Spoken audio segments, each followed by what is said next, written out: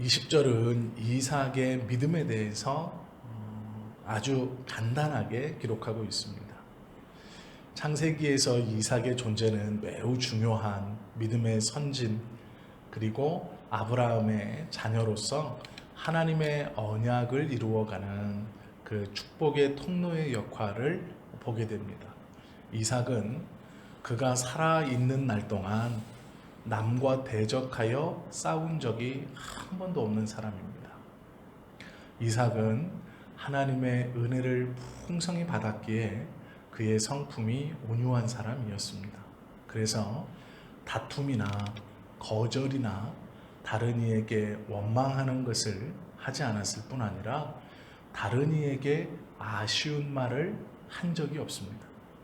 이삭은 아버지 아브라함의 은혜의 결과, 언약의 결과로 낳은 아들로 그 이삭의 삶은 하나님과 하나님의 복을 받아 평안함으로 큰 사건 없이 평안하게 이루어지는 그러한 삶이었습니다. 물론 리브가를 맞아들이고 그 리브가로 인하여서 아버지 아브라함처럼 실수하는 일도 벌어지지만 그때에도 하나님은 그것을 큰 은혜의 도구로 바꾸어서 이삭의 삶이 평안하도록 축복했습니다. 그리고 이삭은 여러 우여곡절을 겪지만 그는 그 모든 사건 속에서 분노하거나 하나님을 원망한 적이 없습니다. 그는 말 그대로 평탄한 삶을 살았던 믿음의 사람입니다. 이 이삭을 가리켜 믿음으로 이삭은 에서와 야곱에게 하나님의 언약을 믿음으로 안수해 주었다라고 오늘 성경은 말씀하고 있죠. 왜 이 이삭이 중요하냐면 히브리서에서는 이삭을 한 줄로만 표현했지만 이 이삭이 아버지 아브라함이 받은 하나님의 언약에 대한 확신을 아브라함이 이삭에게 물려주었습니다. 이삭은 그럴 수밖에 없었던 것이 어려서부터 75세에 내가 하나님의 부르심을 받고 100세에 내가 태어났고 내가 태어남 속에 10대 시절에 하나님 앞에 제물로 드려지는 모리아산의 경험을 이삭은 직접 합니다. 그곳에서 하나님의 음성이 급하게 아버지 아브라함을 부르는 소리를 이삭 또한 듣게 됩니다.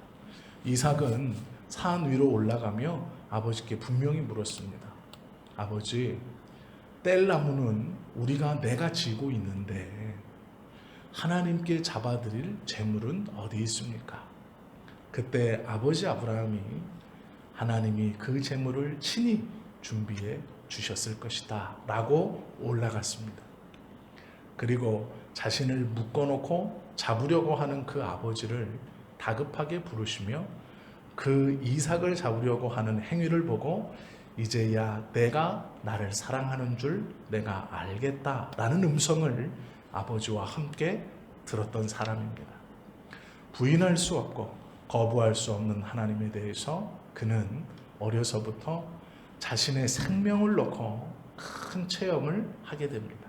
그리고 그 후로 아버지 하나님이 자신의 아브라함의 하나님이 이삭의 하나님이 되었고 그 하나님의 인도하심과 은혜 아래 평안한 삶을 보냈던 사람이 이삭입니다. 그 이삭에게 두 아들이 있었습니다. 어떻게 갖는가는 우리가 잠깐 뒤에서 살펴볼 것이지만 그 두 아들에게 이삭은 오늘 본문처럼요 앉혀놓고 장차 있을 일에 대하여 믿음으로 축복했다라고 말합니다. 이것이 왜 중요하냐면 에덴에서도 죄로 인하여 죽게 되신 하나님이 그 아들에 대한 약속을 주셨죠. 아담에게 주었습니다. 아담은 그 약속을 받은 다음 그 약속을 기억하여서 셋에게 그 믿음을 전수시켜 줍니다. 즉 아버지에게서 시작된 믿음을 받은 이삭은 그 약속의 언약의 성취의 통로로 그 약속을 아버지와 함께 믿었습니다. 그리고 자녀들에게 그대로 전수했습니다. 이것이 이삭의 믿음이 하나님께서 죄로 타락한 아담에게 다시 한번 언약을 주셔서 회복될 것이다. 너희의 후손 중 이 사단의 발 뒤꿈치를 밟아 이길 사람이 있을 것이다 라는 이 언약에 대한 믿음으로 그 신앙을 전수시켰던 것과 같은 그러한 역할을 감당한 사람이기에 중요하죠.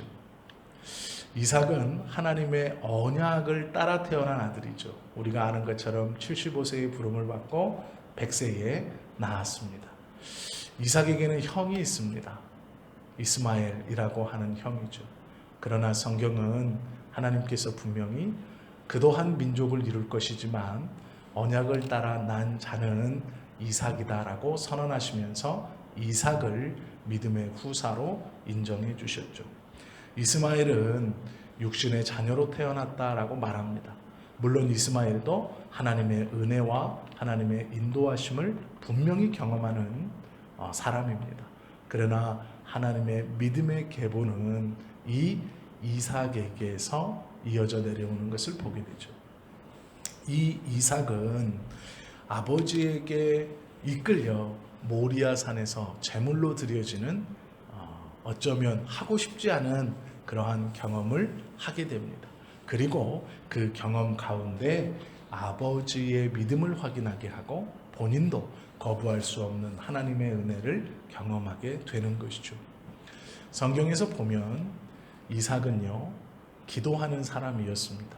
그는 어려움이 있을 때마다 기도했습니다.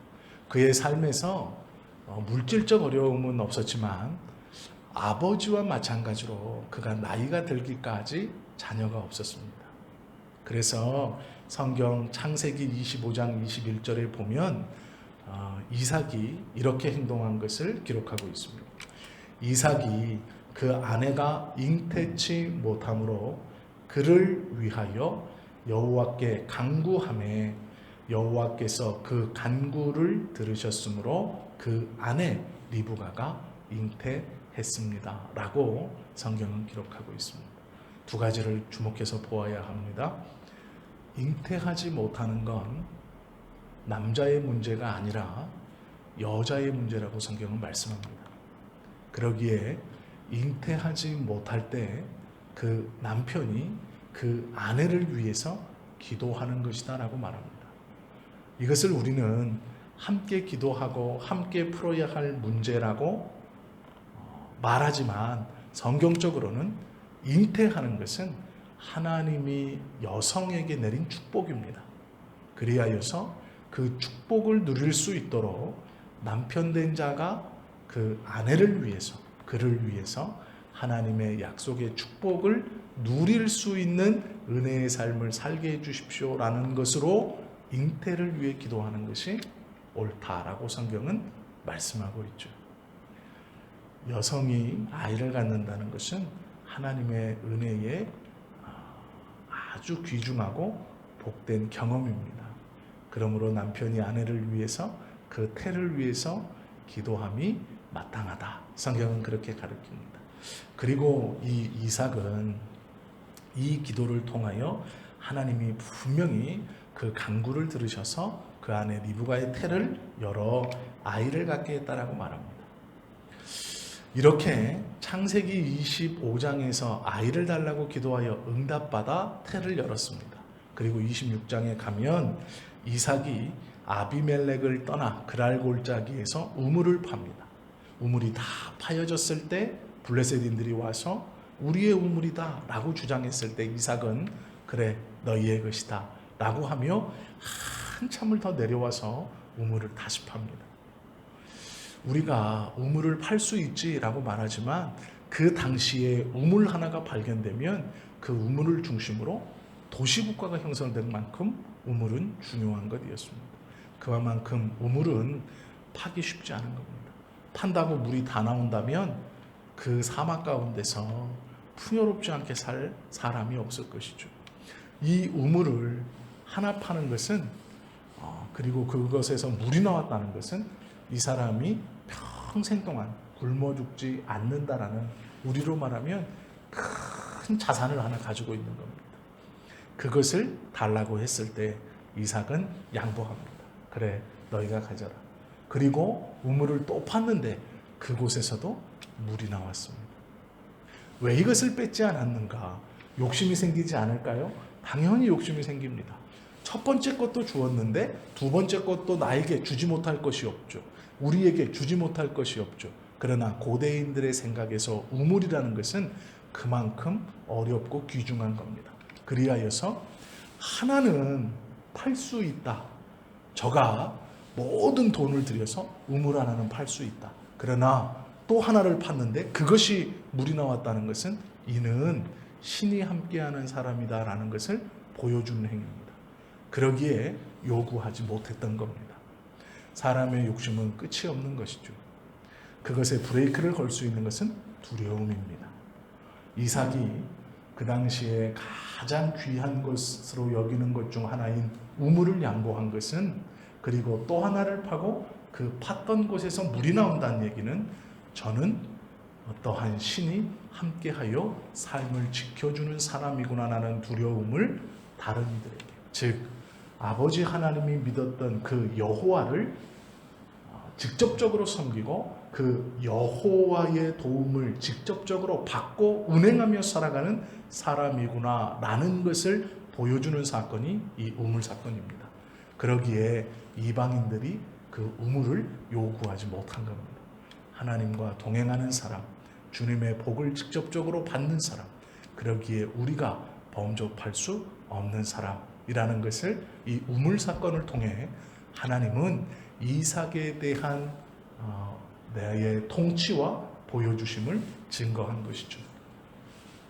이삭은 이 우물 사건을 통해서 하나님이 자신의 삶을 지키시고 놀라운 것을 인도해 주신다는 것을 깨달았습니다.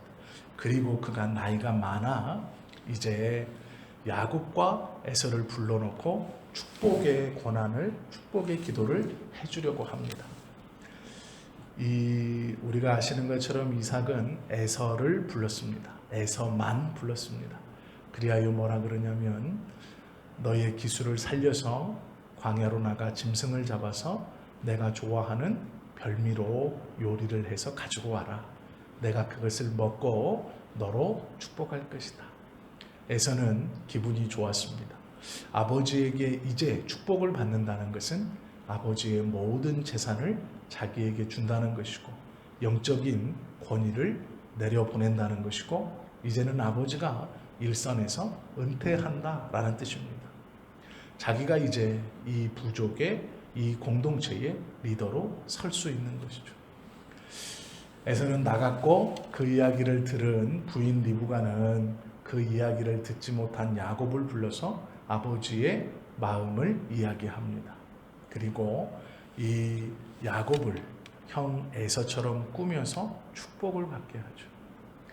나중에 이삭은요, 에서가 뒤늦게 별미를 가지고 만들고 와서 먹으면서 그것을 깨닫습니다. 그런데 이삭은 그것을 뒤집으려고 하지 않습니다. 왜 그런 줄 아세요? 하나님의 은혜의 복은 이미 선언되었고, 장자의 축복은 이미 자신의 입술로 자신의 아들에게 내려갔습니다. 이삭도 이스마엘이라는 형이 있었습니다. 그러나 그 형은 하나님의 언약 안에 들어가지 못하고 오직 믿음을 따라 난 후사가 하나님의 선택에 의해 자기가 되었다는 것을 이미 경험했던 사람입니다. 그러기에 하나님의 선택이 장자인 에서에게 있지 않고 차자인 야곱에게 있다는 것을 이삭은 이해한 것이죠. 이 이해의 근본이 뭘까요? 하나님의 약속을 믿은 믿음입니다. 하나님의 약속을 믿은 믿음을 가지고 있기에 장자이어도 차자이어도 상관이 없는 것이죠. 하나님의 은혜의 약속은 하나님의 선택에 의해서 믿음의 가문으로 이루어지며 내려갈 것이기에, 비록 자기는 에서만 불러서 따로 그 은혜와 복을 주고 싶을 만큼 이쁜 아들이었지만 야곱에게 흘러 들어감을 부정하지 않았습니다. 그리고 그것을 에서에게도 인정하라고 이야기합니다. 그것이 하나님의 뜻 그리고 하나님의 언약을 이루어가는 하나님의 방법이라고 순응하는 것이죠. 이삭은 화평의 사람입니다. 온유의 사람입니다. 그러나 그의 마음속에 흔들리지 않고 타협되지 않았던 것은 하나님의 언약을 이루어 갈 것이라는 확실한 믿음이었습니다. 그것을 그는 삶으로 보여주고 또 증거하고 아이들에게 축복하는 것을 통하여서 그 하나님의 직접적 은혜와 통치와 계획을 의심하지 않고 그대로 가르쳐 줍니다. 오늘 우리가 이 이삭의 삶을 보면서 그의 순종, 그의 기도, 그리고 하나님의 언약을 분명히 전수받은, 그리고 그 전수받은 믿음을 언약이 성취될 거라는 것을 믿고 자신의 책무인 자녀에게 그 언약의 말씀의 축복을 준다는 것을 우리가 기억해야 할 것입니다. 부모들은 이 이삭의 평온한 삶을 아들에게도 하나님이 이루어 주시고자 이삭이라는 이름을 자주 짓습니다.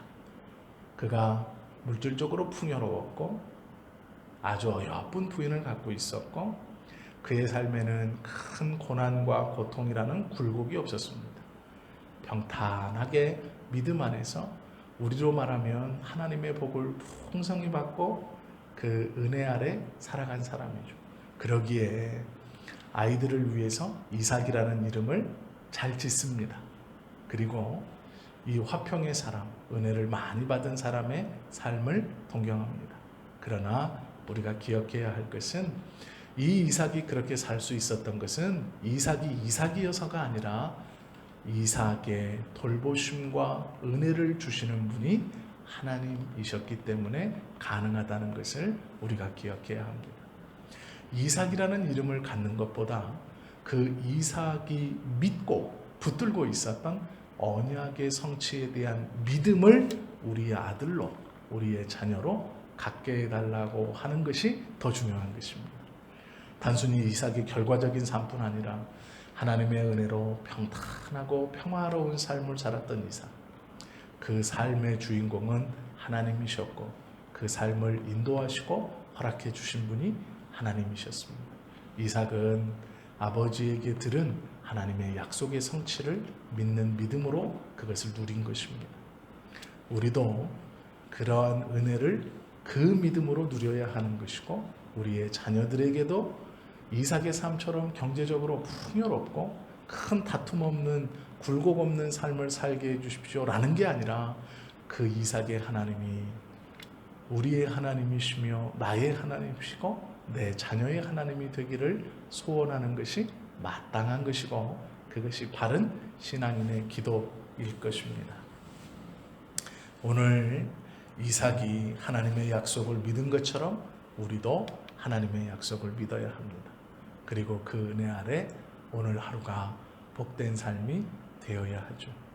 하나님의 직접적 통치를 받아 그 은혜의 삶을 많은 이들에게 보여주고 살았던 이삭처럼 오늘 우리 모두가 그 은혜의 삶을 살아갈 수 있기를 예수님의 이름으로 축원합니다. 기도하시겠습니다.